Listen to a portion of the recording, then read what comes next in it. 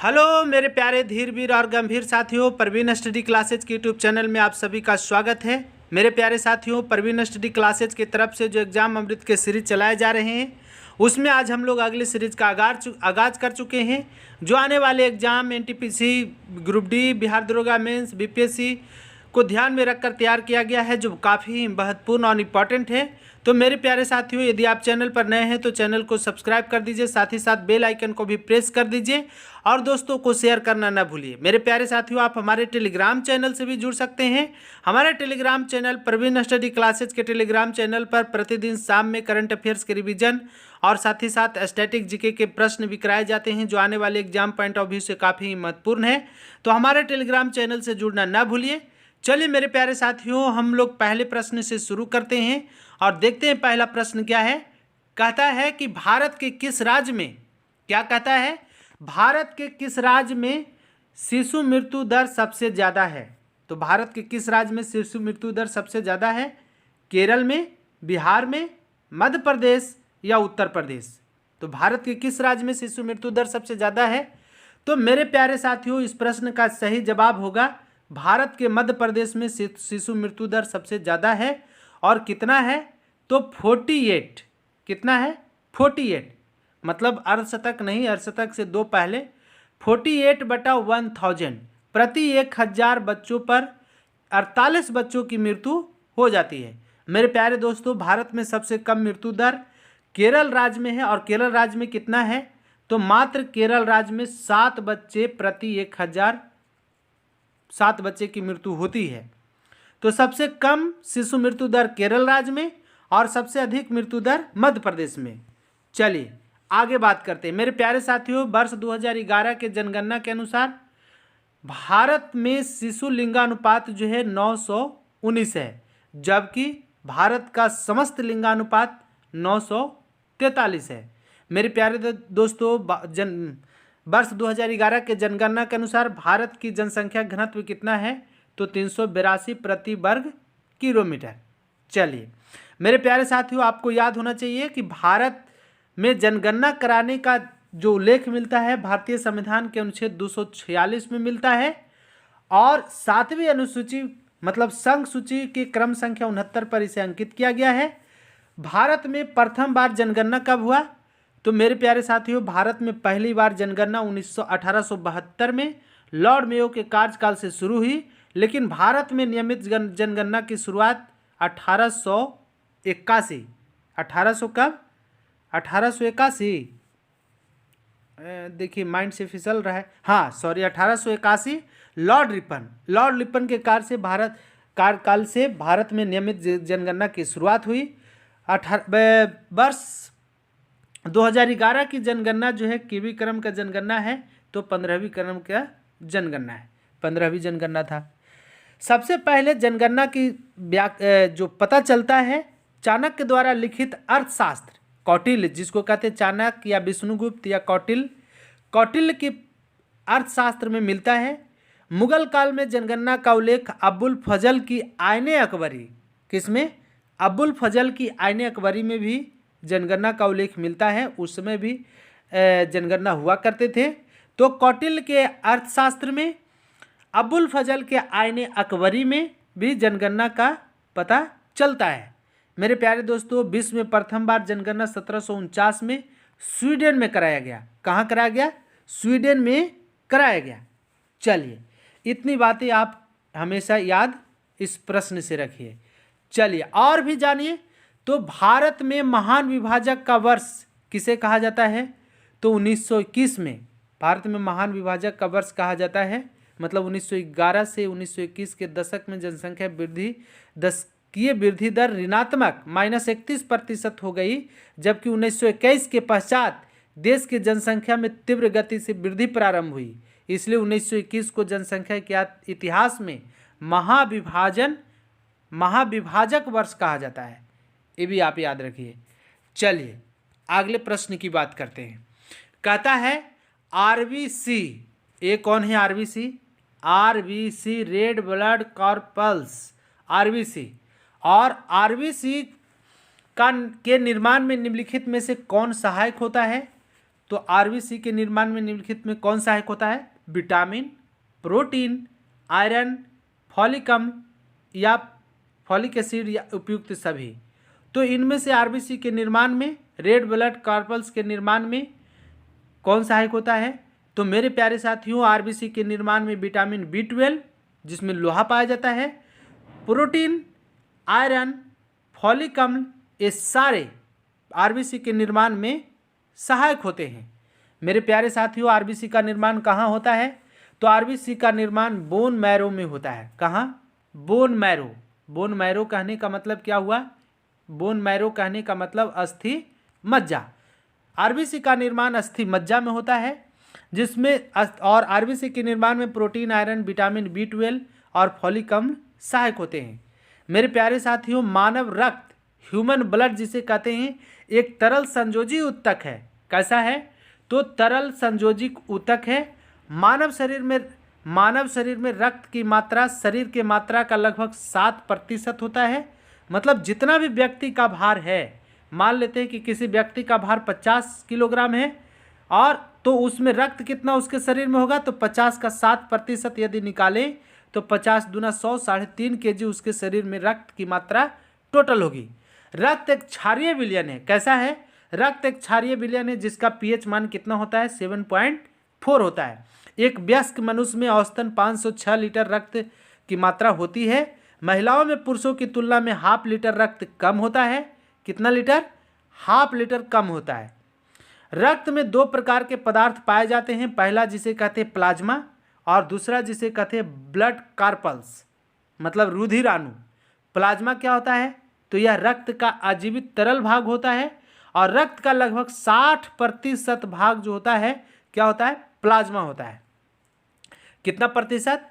60%। और प्लाज्मा का कार्य क्या है? तो प्लाज्मा का इंपॉर्टेंट कार्य है पचे हुए भोजन एवं हार्मोन का शरीर में संवहन प्लाज्मा के द्वारा ही होता है। मतलब जब कोई भोजन करते हैं आप और वो जब डाइजेस्ट हो जाता है तो उसका अवशोषण मतलब एसिमिलेशन जो होता है प्लाज्मा के द्वारा ही किए जाते हैं। जब प्लाज्मा से फाइब्रिनोजन नामक प्रोटीन निकाल लिया जाता है, जब प्लाज्मा से प्लाज्मा से फाइब्रिनोजन नामक प्रोटीन निकाल लिया जाता है तो उसे सेरम कहा जाता है। क्या कहा जाता है? सेरम। आरबीसी रुधिराणु, ब्लड कार्पल्स, मतलब हमने बताया आपको कि रक्त में 2 प्रकार के पदार्थ पाए जाते हैं, प्लाज्मा और रुधिराणु, जिसको कहते हैं ब्लड कार्पल्स। ब्लड कार्पल्स भी 3 प्रकार के होते हैं। कौन कौन होते हैं? तो ब्लड कार्पल्स होते हैं जिसमें पहला कहते हैं आरबीसी, दूसरा कहते हैं जिसे WBC, और तीसरा जिसे कहते हैं क्या? Blood platelets. आरबीसी का जीवन काल कितना होता है? तो आरबीसी का जीवन काल 20 से 120 दिन होता है। इसकी मृत्यु यकृत और प्लीहा में होती है। किसकी? आरबीसी की। इसलिए यकृत और प्लीहा को आरबीसी का कब्र कहा जाता है। चलिए, इतनी बातें आप जरूर याद रखिए। मेरे प्यारे दोस्तों, हीमोग्लोबिन में पाए जाने वाला लौह तत्व कौन है? हीमैटिन है। चलिए आगे बात करते हैं। कहता है महाराजा वीर विक्रम सिंह एयरपोर्ट भारत के किस राज्य में स्थित है? तो महाराजा वीर विक्रम सिंह एयरपोर्ट भारत के किस राज्य में स्थित है? तो मेरे प्यारे दोस्तों, ये कहाँ स्थित है? मणिपुर में। और भारत में सबसे अधिक एयरपोर्ट भारत के किस राज्य में है? तो कहाँ है? यूपी में। और वर्तमान में यूपी में कितने एयरपोर्ट हैं? 5 एयरपोर्ट है। 5वां एयरपोर्ट का नाम क्या है? तो जेवर एयरपोर्ट। और जेवर एयरपोर्ट यूपी के कहाँ है? नोएडा में है। लेटेस्ट एयरपोर्ट है। और उत्तर प्रदेश जो है भारत के सभी राज्यों में से सबसे ज़्यादा एयरपोर्ट कहाँ है? भारत के उत्तर प्रदेश में है। चलिए, भारत के सौर ऊर्जा से संचालित प्रथम एयरपोर्ट का नाम क्या है? तो कोच्चि एयरपोर्ट। कौन? कोच्चिन एयरपोर्ट। ये भी याद रखिएगा, कोच्चि एयरपोर्ट। आगे बात करते हैं। अगला प्रश्न कहता है निम्नलिखित में कौन से राज्य उनके गठन वर्ष से सुमेलित हैं? कौन से राज्य उनके गठन वर्ष से सुमेलित हैं? मणिपुर का गठन 1972 में हुआ था। क्या मतलब ये आपको चुनना है, इसका सही जवाब कौन होगा? ABC कूट दिया हुआ है। मणिपुर 1972, अरुणाचल प्रदेश 1987, मेघालय 1972, नागालैंड 1963। तो कौन होगा? तो मेरे प्यारे साथियों कौन सा कूट सही है? तो 1, 3 और 4 कौन है? 1, 3 और 4 मतलब मणिपुर। याद रखिए एक ट्रिक, मेमत्री, मेमत्री, मेमत्री मतलब मे से मेमत्री, मेघालय, मणिपुर, त्रिपुरा, मेघालय, मणिपुर, त्रिपुरा, मेमत्री, बहत्तरी, ऐसे करके आप सटीक करके याद कर सकते हैं। मेमत्री, बहत्तरी, जो भी आपको मन में आती है वैसे याद कर सकते हैं। मतलब कहने का अर्थ क्या हुआ कि मणिपुर, मेघालय और त्रिपुरा, इसका गठन कब हुआ था? तो 1972 में हुआ था, मेमत्री, बहत्तरी। और नागालैंड का गठन कब हुआ था? तो 1963 में हुआ था। तो इसका सही जवाब क्या होगा? Option number C. चलिए आगे बात करते हैं। कहता है आर्थिक क्रियाकलाप के अंतर्गत तृतीयक क्षेत्र में सम्मिलित हैं। तृतीयक क्षेत्र, आर्थिक क्रियाकलाप के अंतर्गत तृतीयक क्षेत्र में सम्मिलित कौन है? बैंकिंग, शिक्षा, संचार, स्वास्थ्य। तो कौन है? आर्थिक क्रियाकलाप के अंतर्गत तृतीयक क्षेत्र में कौन सम्मिलित है? इसका सही जवाब आप बताइए। तो मेरे प्यारे साथियों आर्थिक क्रियाकलाप के अनुसार तृतीयक क्षेत्र में कौन सम्मिलित हैं? तो इसका सही जवाब क्या होगा? 1, 2, 3, 4, ये सारे जो हैं आर्थिक क्रियाकलाप के अनुसार तृतीयक मतलब टर्शियरी तृतीयक क्षेत्र में शामिल हैं। और आपको पता होना चाहिए कि मानव के तमाम क्रियाकलाप जो आय सृजन में सहायक होते हैं, मतलब बैंकिंग का भी क्षेत्र, स्वास्थ्य का भी क्षेत्र, संचार का भी क्षेत्र और शिक्षा का भी क्षेत्र, ये सारे जो हैं ये किसके हैं? तो ये तृतीयक क्षेत्र के उदाहरण हैं। आप ऐसे याद रखिए। क्या क्या याद रखना है?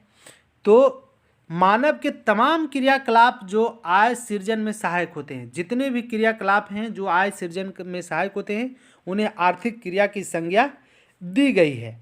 मेरे प्यारे दोस्त, आपको ये जानकारी होना चाहिए कि जिन्हें अर्थव्यवस्था ऐसे कहें कि अर्थव्यवस्था की आर्थिक गतिविधियों के 3 श्रेणियों में बांटा गया है।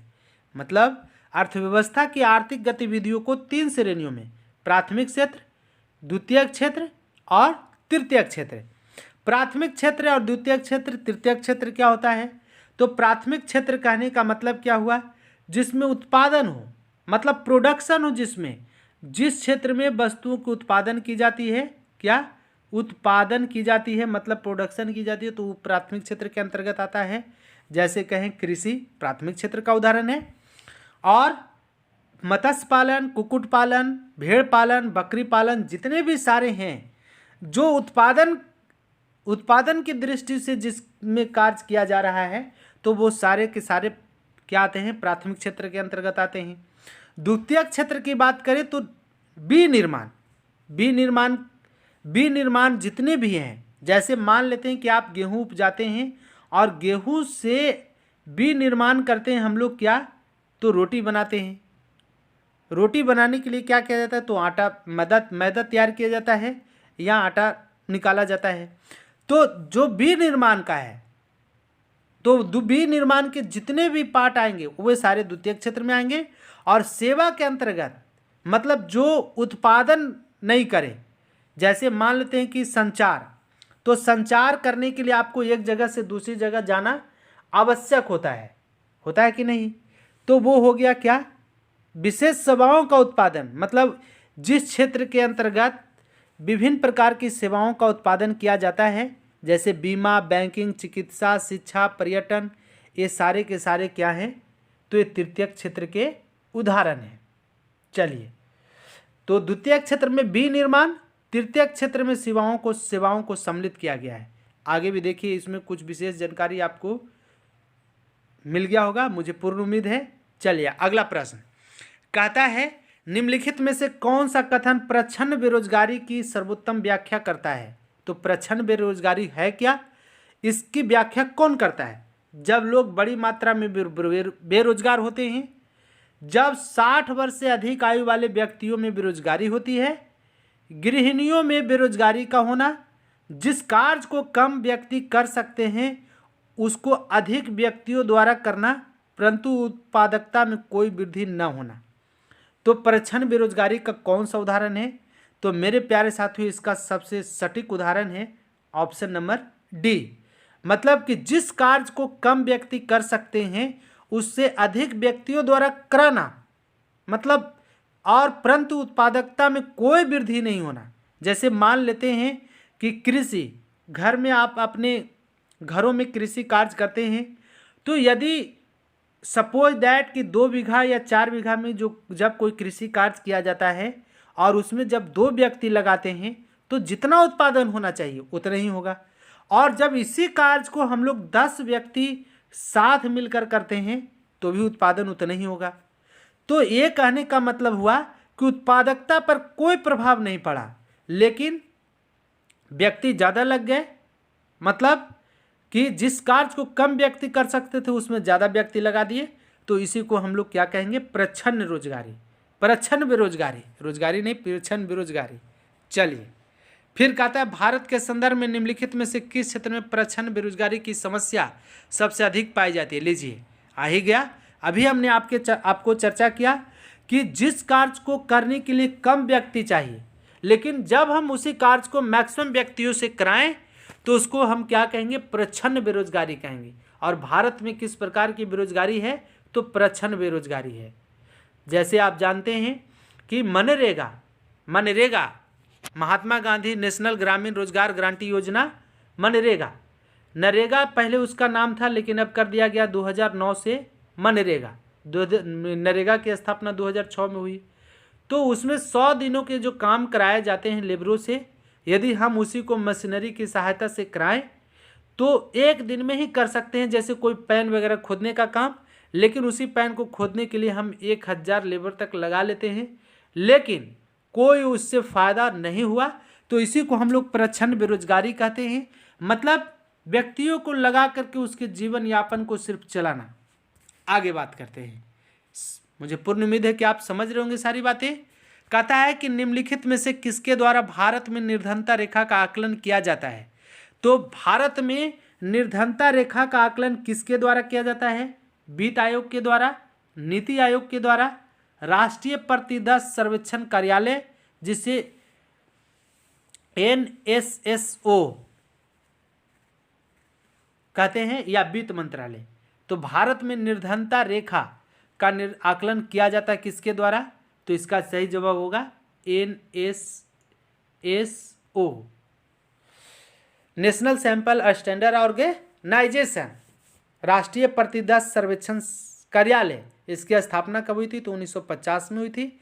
इसी के द्वारा भारत में निर्धनता रेखा का निर्धारण किया जाता है। मेरे प्यारे साथियों, ऑप्शन ए में दिख रहा है वित्त आयोग। वित्त आयोग का गठन संविधान के अनुच्छेद 279 के तहत 5 वर्षों के लिए किया जाता है। चलिए नीति आयोग। नीति आयोग की स्थापना 1 जनवरी 2015 को 1 जनवरी 2015 को किसके जगह पर? योजना आयोग के जगह पर नीति आयोग को लाया गया। और नीति आयोग का फुल फॉर्म क्या होता है? तो national institution for transforming India, मतलब national institution for transforming India NITI Aayog का फुल फॉर्म होता है। नीति आयोग के पहले उपाध्यक्ष कौन थे? तो नीति आयोग के पहले उपाध्यक्ष थे अरविंद पंगड़िया। नीति आयोग के पहले CEO, चीफ एग्जीक्यूटिव ऑफिसर, मतलब CEO कहने का मतलब चीफ एग्जीक्यूटिव ऑफिसर। तो पहले CEO कौन थे? तो सिंधु श्री खुल्लर नीति आयोग के पहले CEO थे, चीफ एग्जीक्यूटिव ऑफिसर थे। वर्तमान में नीति आयोग के उपाध्यक्ष कौन है? तो राजीव कुमार हैं।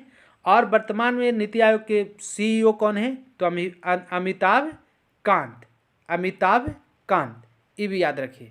चलिए, मुझे पूर्ण उम्मीद है कि आज सारी बातें समझते जा रहे होंगे। आगे बात करते हैं। कहता है निम्नलिखित कथनों पर विचार करिए। मेरे प्यारे साथियों, 1 सालों तक संघर्ष चला, इस प्रश्न से संलग्न था वो बातें। मतलब कहता है न्यूनतम समर्थन कीमत, मिनिमम सपोर्टिंग प्राइस, MSP जिसको कहते हैं, मिनिमम सपोर्ट प्राइस, न्यूनतम समर्थन कीमत के अंतर्गत सरकार द्वारा मतलब विचार करने कह रहा है और सत्य कथन को चुनने कह रहा है, जो समझिएगा पहले। तो न्यूनतम समर्थन न्यूनतम समर्थन कीमत के अंतर्गत सरकार द्वारा किसानों को उनकी फसल के लिए पहले से घोषित कीमतें दी जाती है। मतलब इसका कहने का सेंस क्या हुआ कि एमएसपी जो है, एमएसपी मिनिमम सपोर्ट प्राइस, न्यूनतम समर्थन मूल्य या कीमत के अंतर्गत सरकार द्वारा किसानों को उनकी फसल के लिए पहले से घोषित कीमतें दी जाती है। क्या ये बिल्कुल सत्य बात है? दूसरी बात है, फिर कहता है भारतीय खाद्य निगम के माध्यम से सरकार द्वारा अधिप्राप्त अनाज, गेहूं और चावल के भंडार को बफर स्टॉक कहा जाता है।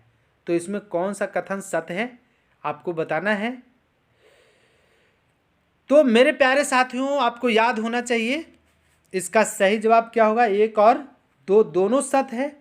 मिनिमम सपोर्टिंग प्राइस जो है, जब कोई व्यक्ति एमएसपी केंद्र सरकार जो है किसी फसल को बोने से पहले ही घोषित कर दिया जाता है ताकि किसान जो है उसके उत्पादन को बढ़ा सके। वर्तमान समय में धान का एमएसपी कितना है? तो 1815 है। कितना है? 1815 प्रति क्विंटल। तो एमएसपी किसी भी फसल को उत्पादन होने से पहले घोषित किया जाता है, ये बिल्कुल सही बात है।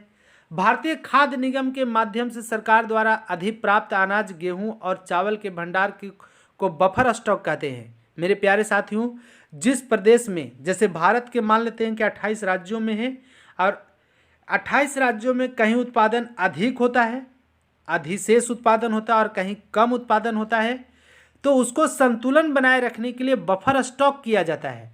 और जहाँ पर मतलब जहाँ जिस राज्य में उत्पादन सबसे अधिक हुआ वहाँ से अन्न मतलब गेहूं चावल खरीद करके स्टॉक किया जाता है, और जिस राज्य में कम उत्पादन हुआ वहाँ पर ले जा करके उसकी पूर्ति की जाती है, तो उसे बफर स्टॉक कहते हैं। ये भी बात सत्य है।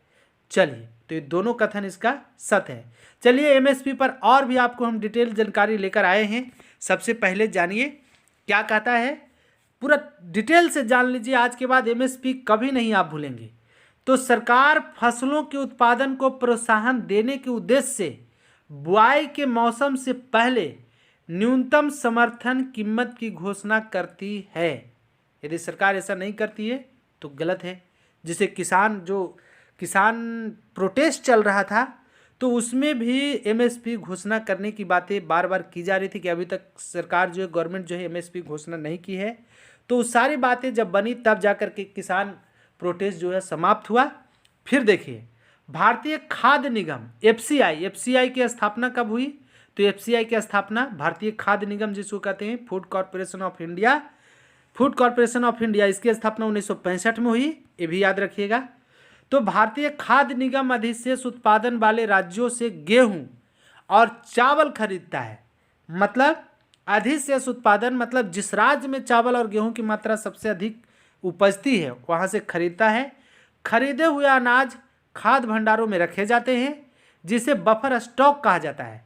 दूसरे शब्दों में बफर स्टॉक एक ऐसी व्यवस्था है जिसके अंतर्गत मूल्यों में उतार चढ़ाव से बचने के लिए, मतलब ज़्यादा मूल्य में उतार चढ़ाव नहीं हो। जैसे सपोज दैट कि मान लेते हैं, कभी कभी ऐसा आप देखते हैं कि जब किसी राज्य में, जैसे सपोज दैट कि टमाटर वर्तमान समय में अभी जो है, जिस समय मैं वीडियो शूट कर रहा हूँ, अभी फरवरी का मंथ है, तो इस समय टमाटर के भाव में थोड़ा कमी देखी जाती है। लेकिन जब इस सीज़न ऑफ होता है तो टमाटर के भाव डायरेक्ट चढ़ जाते हैं। तो यदि टमाटर सड़ने गलने वाला चीज़ है, चूँकि कम मात्रा में रखा जाता है, बहुत सारा 1 क्विंटल रखे तो बहुत कम मात्रा में बचता है, इसलिए इसका रेट चढ़ जाता है। तो इसी के उतार चढ़ाव से बचने के लिए आकस्मिक आपातकालीन स्थिति में खाद्य सुरक्षा को सुनिश्चित करने के लिए खाद्यान्नों का भंडारण किया जाता है, मतलब बफर स्टॉक किया जाता है कि जब कोई राज्य में उत्पादन कम हुआ है तो वहाँ पर जो है उसके कीमत में, चावल और गेहूं की कीमत में ज़्यादा उतार चढ़ाव ना हो, इसके लिए क्या किया जाता है, बफर स्टॉक बना करके रखा जाता है। और जैसे देखा जाता है कि यहाँ पर इस वस्तु की मांग जो है बढ़ रही है और उत्पादन कम हो रहा है, तो वहाँ पर जा करके सरकार उसे पूरा करती है। और भी देखिए, और भी लेकर आए हैं क्या होता है एमएसपी। सारी बातें आपके दिया हुआ है पीडीएफ के रूप में, आपको हमारे टेलीग्राम चैनल पर ज्यों का त्यों मिल जाएगा। यहाँ पर देखिए दिया हुआ है चावल, गेहूं, ज्वार, बाजरा, रागी, ये सारे पर मतलब कुल 26 फसलें, 26 फसलों पर एमएसपी सरकार के द्वारा घोषित की जाती है। टोटल 26 फसलों पर, जिसमें क्या है तो गेहूं, चावल, ज्वार, बाजरा, रागी, 7 अनाज, 5 दलहन तो 7 5 12, 8 तिलहन तो 12 8 20 और अन्य फसलें शामिल हैं। टोटल 26 फसलों पर केंद्र सरकार के द्वारा एमएसपी घोषित किया जाता है, मिनिमम सपोर्ट प्राइस घोषित किया जाता है। चलिए आगे बात करते हैं।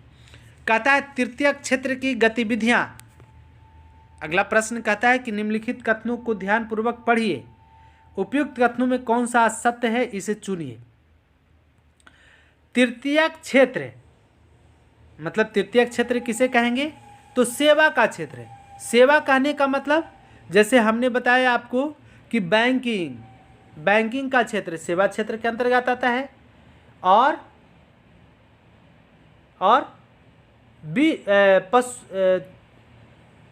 बैंकिंग, बीमा, शिक्षा, स्वास्थ्य, पर्यटन, परिवहन, संचार इत्यादि जितने भी सारे हैं ये सारे तृतीय क्षेत्र के अंतर्गत आते हैं। आप याद रखिएगा। क्यों? क्योंकि सपोज दैट मान लेते हैं स्वास्थ्य है तो स्वास्थ्य पर सेवा उपलब्ध कराया जाता है, और सेवा उपलब्ध कराने के लिए देखते हो कि जब किसी व्यक्ति को जब छोटे अस्पताल में उसका स्वास्थ्य जो है जब ठीक नहीं होता है तो बड़े अस्पतालों की ओर ले जाया जाता है, मतलब संचार कराया जाता है, परिवहन कराया जाता है, तो जिसमें सेवा दी जाए। तो सेवा वाले जितने भी क्षेत्र हैं उस सब को हम लोग क्या कहेंगे तृतीय क्षेत्र। तो तृतीय क्षेत्र के अंतर्गत कौन कौन आएंगे, कन्फ्यूजन नहीं। बी निर्माण के क्षेत्र द्वितीय क्षेत्र, उत्पादन वाले जितने भी क्षेत्र हैं प्राथमिक क्षेत्र, और सेवा वाले जितने भी क्षेत्र हैं वो सब कौन सा क्षेत्र होंगे तृतीय क्षेत्र। याद रखिएगा कौन कौन तृतीय क्षेत्र के अंतर्गत आएंगे तो व्यापार है जिसको कहते हैं बिजनेस, परिवहन ट्रांसपोर्टिंग, संचार, बैंकिंग, बीमा, शिक्षा, स्वास्थ्य, पर्यटन, ये सारे के सारे तृतीय क्षेत्र के अंतर्गत आते हैं। चलिए अब कहता है तृतीय क्षेत्र की गतिविधियां उत्पादन प्रक्रिया में सहयोग नहीं करती।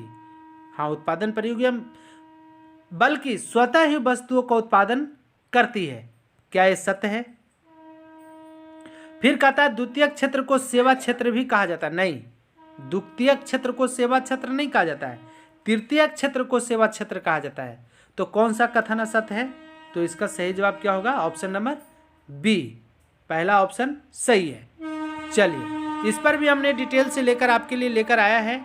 कहता है तृतीय क्षेत्र की आर्थिक गतिविधियां, मतलब कहता है कि तृतीय क्षेत्र की आर्थिक गतिविधियां स्वतः वस्तुओं का उत्पादन नहीं करती बल्कि उत्पादन प्रक्रिया में सहयोग या मदद करती है। जैसे मान लेते हैं कि आपको कृषि का पैदावार करना है तो उसमें तृतीय क्षेत्र जो है उत्पादन नहीं करेगा, मदद करेगा। कैसे मदद करेगा? तो जैसे आपको बीज लाना है, खाद लाना है, पानी लाना है, तो इस सारे में परिवहन का कार्य कर देगा, सेवा का कार्य करेगा, मतलब स्वयं उत्पादन नहीं करता।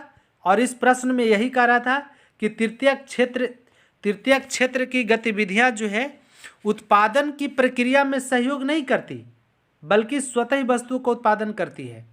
ना, दोनों कथन गलत है मेरे प्यारे साथियों। इस प्रश्न का माफ करिएगा, दोनों कथन गलत है। कौन कथन है? तो दोनों कथन, मतलब ये उत्पादन नहीं करती, स्वतः वस्तुओं का उत्पादन करती है। नहीं, ये उत्पादन में सहायता करती है, सहयोग करती है, मदद करती है। कौन? तृतीय क्षेत्र। किसके उत्पादन में? तो प्राथमिक क्षेत्र के उत्पादन में। जैसे अब देखिए तृतीय क्षेत्र की आर्थिक गतिविधियां स्वतः वस्तु को उत्पादन नहीं करती बल्कि उत्पादन प्रक्रिया में सहयोग या मदद करती है। जैसे प्राथमिक और द्वितीय क्षेत्रक द्वारा उत्पादित वस्तुओं को थोक एवं खुदरा विक्रेता को बेचने के लिए ट्रकों, ट्रेनों द्वारा परिवहन करने की जरूरत पड़ती है। परिवहन, भंडारण, संचार, बैंक सेवाएं तृतीय क्षेत्र गतिविधियों के कुछ उदाहरण हैं। चूंकि ये गतिविधियां वस्तुओं के बजाय सेवाओं का सृजन करता है, मतलब सेवा देता है। बैंक सेवा देता है, आपको पैसा रखता है, पैसा के बदले उस पर ब्याज देता है, या पैसा आपको देता है या रखता है, तो ब्याज देता और लेता है, दोनों करता है, तो ये सेवा दिया। तो जितने भी सेवा हैं, भंडारण, जैसे जब आप कोल्ड स्टोरेज में जब कोई वस्तु को रखते हैं तो वो सेवा देता है, उसके बदले कुछ रकम लेता है। परिवहन, जब आपको एक जगह से दूसरी जगह पहुंचाया जाता है तो ये सेवा हुआ, है ना, और उसके लिए कुछ रकम आपको भाड़े के रूप में लिया जाता है। तो जितने भी सेवा क्षेत्र के अंतर्गत हैं वो सारे क्या हैं, तृतीयक क्षेत्र हैं। तो तृतीयक क्षेत्र की वस्तु स्वयं वस्तु का उत्पादन नहीं करती बल्कि उसके उत्पादन में सहयोग करती है। अब हमको सपोज दैट कि धान का फसल उपजाना है तो धान के फसल के लिए हमको खाद चाहिए, बीज चाहिए, कीटनाशक दवा चाहिए, तो इन सारे को लाने का कार्य कौन करेगा, तो तृतीयक क्षेत्र करेगा, मतलब सेवा देगा और उसके माध्यम से हम लोग उसको पैदावार को बढ़ाएंगे। चलिए आगे बात करते हैं। कहता है यदि श्रम मीन्स मजदूर, श्रम पूंजी से सस्ता है, क्वेश्चन को समझिएगा, यदि श्रम पूंजी से सस्ता है तो अधिक श्रम प्रधान विधियों का प्रयोग होगा, ठीक है, और यदि श्रम की अपेक्षा पूंजी सस्ती है तो उत्पादन की अधिक पूंजी प्रधान विधियों का प्रयोग होगा। ऊपर दिया गया विवरण किस प्रकार की अर्थव्यवस्था को निरूपित करता है। देखिए थोड़ा सा ये मॉडरेट लेवल का प्रश्न है मेरे प्यारे साथियों, वनडे लेवल का नहीं है वनडे लेवल का, लेकिन थोड़ा मॉडरेट है, समझने का प्रयास करिए। दो बातें यहाँ पर समझना आपको कि यदि श्रम पूंजी से सस्ता है, मान लेते हैं कि आपके पास 100 रुपया है और 100 रुपया में यहाँ 5 मजदूर मिल रहे हैं, ठीक है, ये पहला कथन है। तो पूंजी से सस्ता है तो अधिक श्रम प्रधान विधियों का प्रयोग होगा। यदि श्रम की अपेक्षा पूंजी सस्ता है, जैसे अब आपको 100 रुपया है और 100 रुपया में मात्र एक लेबर मिलता है, तो यहाँ पर क्या हो गया कि यहाँ पर हो गया मजदूर महंगा, पूंजी सस्ता, ये दूसरे कथन का अर्थ है। तो जब इस प्रकार की बात हो कि 100 रुपया में कभी 5 मजदूर और 100 रुपया में कभी एक मजदूर, तो इस तरह की अर्थव्यवस्था को कौन सा अर्थव्यवस्था कहेंगे। अब देखिए मजदूर तो मजदूर ही रहा, कभी उसकी स्थिति में कोई चेंजिंग नहीं हुआ, पैसा 100 रुपया है, पूंजीपतियों का यहाँ प्रभाव दिख रहा है, मतलब कोई भी पूंजीपति आकर के खरीद रहा है। तो इस स्थिति में क्या दिखाई पड़ रहा है कि ऐसी अर्थव्यवस्था को हम लोग क्या कहेंगे, तो पूंजीवादी अर्थव्यवस्था कहेंगे। मतलब पूंजी नहीं घटा, लेबर की संख्या में उतार चढ़ाव हो गया लेकिन पूंजी नहीं घटा, पूंजी 100 के 100 ही है। लेबर 100 रुपया में 100 रुपया में एक लेबर एक बार मिलता है कभी, और 100 रुपया में कभी 5 लेबर मिलता है। मतलब लेबरों की संख्या में उतार चढ़ाव हुआ लेकिन पूंजी की संख्या में, पूंजी की मात्रा में कोई उतार चढ़ाव नहीं हुआ।